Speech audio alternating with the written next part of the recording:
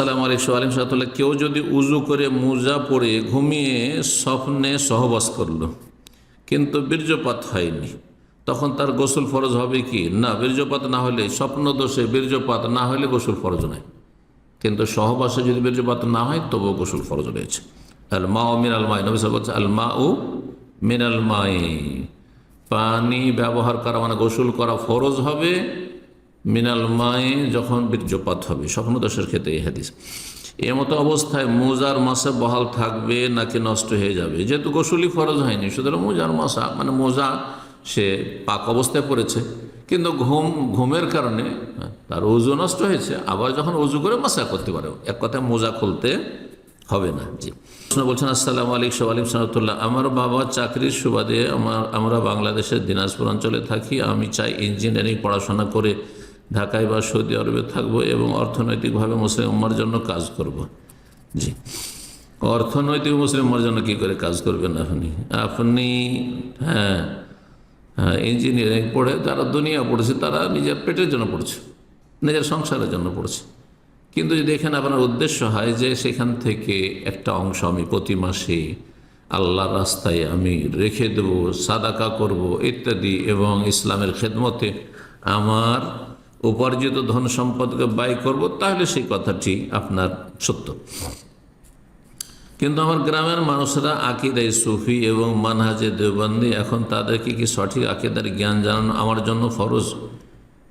আপনার একা ফরজ নয়, কারণ এলাকাতে অনেকে আপনার স্তরের লোক আছে, আপনার চাইতে বেশি ইসলাম সম্পর্কে জ্ঞানী হয়তো আলেম ওলামা আছে, অথবা শিক্ষিত লোকের আপনার মতো অনেকে আছে। সুতরাং এটি ফরজে কেফায়া, কয়েকজন আদায় করলেই হয়ে গেল।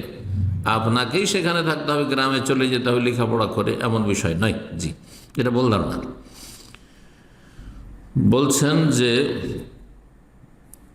আমাকে কি ইসলামিক স্টাডিজ পড়ে গ্রামে গিয়ে তাদেরকে সঠিক আকীদা জানাতে হবে না? ইসলামিক স্টাডিজ যারা পড়ে নিয়েছে, পড়ে নেওয়ার পরে সঠিক আকীদা তাদের শিখাইতে হবে।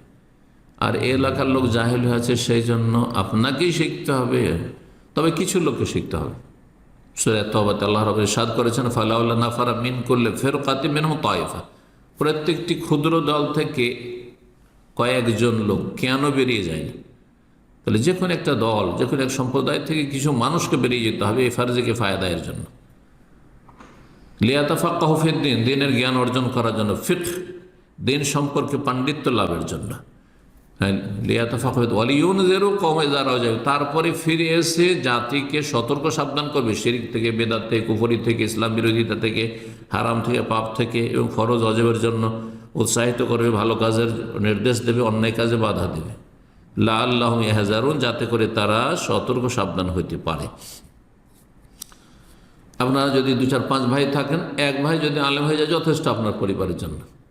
আপনার বংশে 50 জন 100 জন পুরুষ রয়েছেন, তার মধ্যে যদি 1 জন 2 জন আলেম হয়ে যান, ফরজে কিফায়া আদায় হয়ে যাবে, ফরজে কিফায়া আদায় হয়ে যাবে। কিন্তু কোরআন সুন্নাহর আলেম হইতে হবে। জি, কিন্তু আপনাকেই হইতে হবে আর আপনাকে সে ফরজটি আদায় করতে হবে এমন বিষয় নয়। আপনার উপর ফরজে কিফায়া, করতে পারলে ভালো। ইসলামে এসে যদি পড়েন তাহলে সেটি ভালো, মুস্তাহাব কাজ। দ্বীনের উচ্চ শিক্ষিত হওয়া, দ্বীন ইসলাম উচ্চ শিক্ষিত হওয়া, এটি মুস্তাহাব সুন্নাত কাজ, ফরজ ওয়াজিব কাজ নয়, যদি আরও অন্যদের দিয়ে সেই কাজটি হয়ে যায়।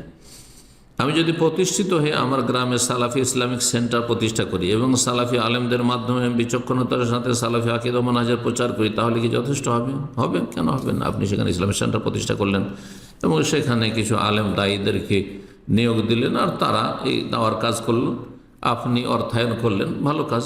এর মাধ্যমে ইনশাআল্লাহ তাআলা এই ফরজে কিফায়া আদায় হইতে পারে। জি।